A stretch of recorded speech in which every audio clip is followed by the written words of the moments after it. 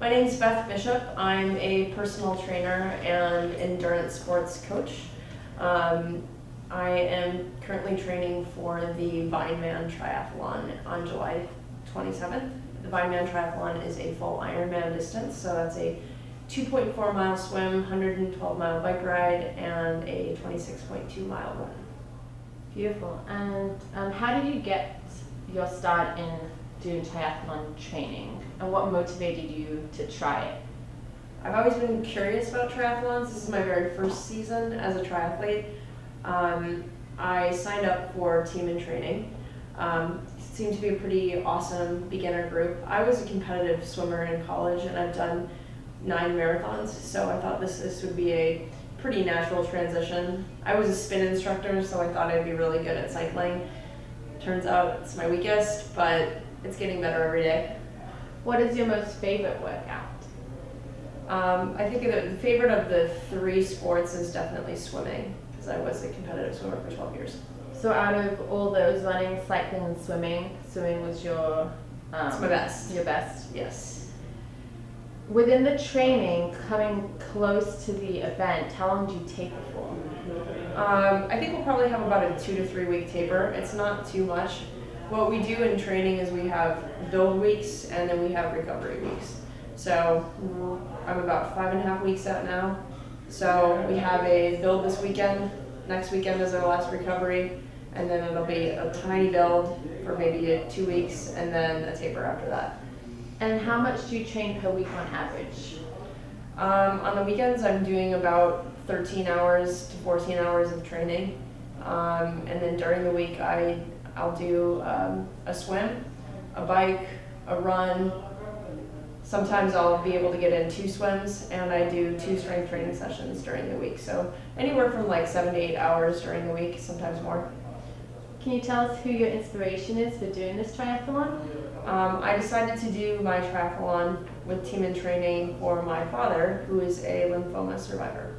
And can you tell us a little bit more about TNT, Team in Training? Sure. Team in Training is a great nonprofit that provides funding for research for blood cancers and also provides assistance programs to those living with blood cancers.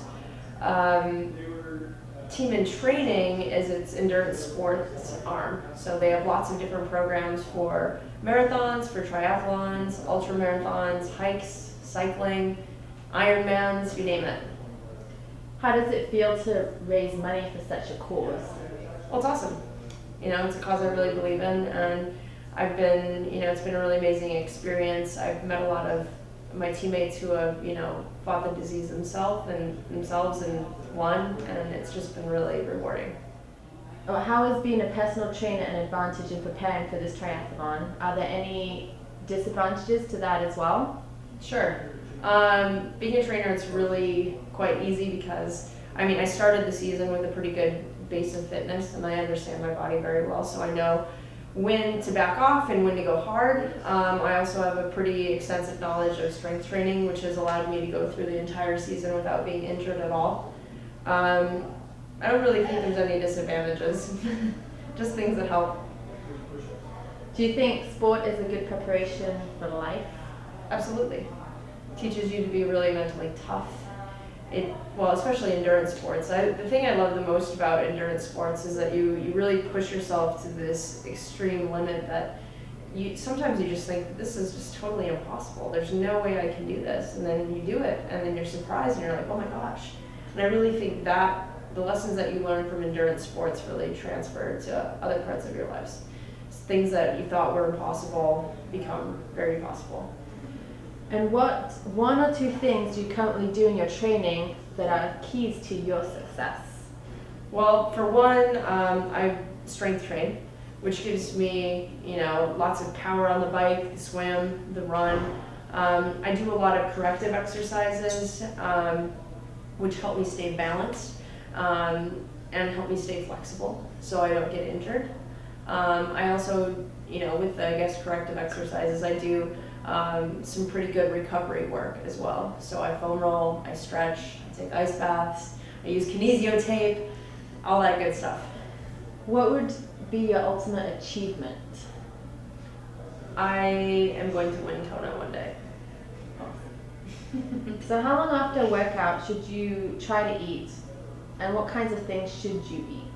Well, right after you work out, you have a window about 30 to 45 minutes that you need to take in, usually a 4-to-1 carb protein ratio. So I have, special post-workout recovery powder that I take. I usually use Endurox, which is pretty awesome stuff.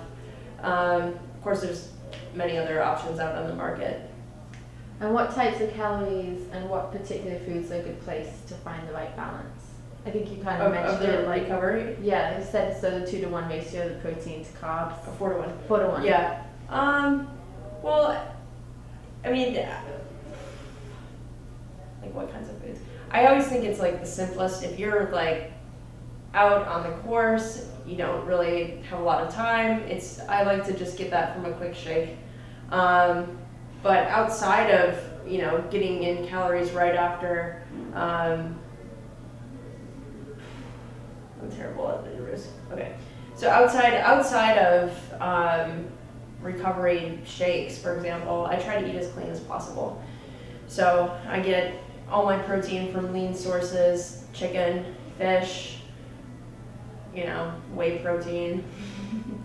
I try to eat a lot of fruits and vegetables. I don't try to eat a lot of processed crap. How long would it take for somebody to train for an Ironman if they'd never done anything before? Anything at all? Yes. Okay. Well, that's a little harder. I think, before you even attempt an Ironman, you have to have a pretty decent base of training, and you need to be able to, swim somewhat. So if you're starting from zero, you need to learn how to swim. If you're starting from zero, you need to build up enough cardiovascular capacity to do basic workouts. So, God, if you were starting from scratch, maybe a year and a half.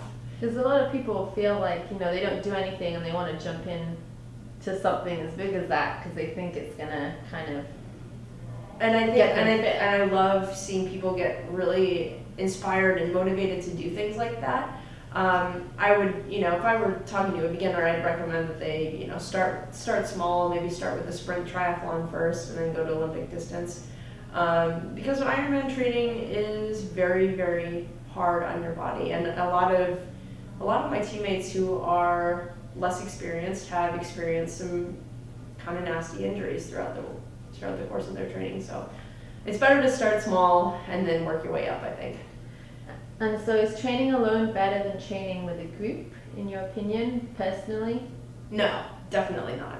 If you've got a really, really great group of motivated people, it pushes you, and there's nothing like going for a really great group ride on the weekends and you have your teammates running with you afterwards. We do a lot of these workouts called bricks, so you'll do a long bike ride and then you'll do a run right after that. And as soon as you get off the bike and you start running, you really don't feel like running. And if you have your whole team there, it's really awesome. So if you have a fear of swimming, you obviously don't because you were a swimmer. In open water though, how would you overcome it? How would you maybe encourage somebody to overcome that fear to make that swim? Well, I think the first thing you have to do if you're trying to overcome a fear of water is you have to feel comfortable in still water. So you have to get into, I would recommend just getting into a pool and perfecting your stroke there as much as you can so you feel comfortable. If you're hyperventilating when you put your head in the water in a swimming pool, it's not gonna be a good situation when you get out to the ocean. So I'd say, pool or calm water like a lake, work on technique, work on stroke. And then when you move more into the ocean or into like choppy waters, just remember to breathe, relax, and it's okay to get into the water for a little bit and wait around, breathe. Don't feel like you have to rush it into anything, and it gets better. I think most people out here have fear of open water because there are sharks and scary things, and it does cross my mind when I'm out in the water, and I just have to remind myself that, if there's going to be a shark attack, it's very, very unlikely, and if it does, well, there's not really much you can do about it, so might as well just keep swimming and stop worrying about it. It's just like riding your bike in traffic, you know, it's very dangerous, but it's a risk. How important are the transitions in the triathlons from the swim to the bike to the run? Well, it depends on they're important, period, but it depends on the distance that you're going for, right? So if you're doing a sprint triathlon, which is a much shorter distance than, say, an Ironman, your transitions are so important and they have to be so fast because you're trying to take off time everywhere. An Ironman, important, sure, but not as important as a sprint. So how do you personally fit in the balance of the training and work and just all the general kind of things you need to do in your day, in your life? Well, first of all, we have a training plan, which is very helpful, so I know the types of things I need to get in every week. So it's always good to start with a plan. And then I structure my training around my client schedules. So, you know, I usually train a bunch of people in the morning and a bunch of people at night, and during the day is when I hit it really hard. So every day is different. It's just making sure that you budget time to train. That's key. And what has been the most surprising thing about the training? How scary cycling is. You know, I've had friends that have died cycling, so that was always a big obstacle for me. It was always very scary. But I guess another surprise after that is how comfortable that you can get after putting yourself in terrifying situations. And tell me a little bit about the center so that you work out at, for example, Elevation Fitness.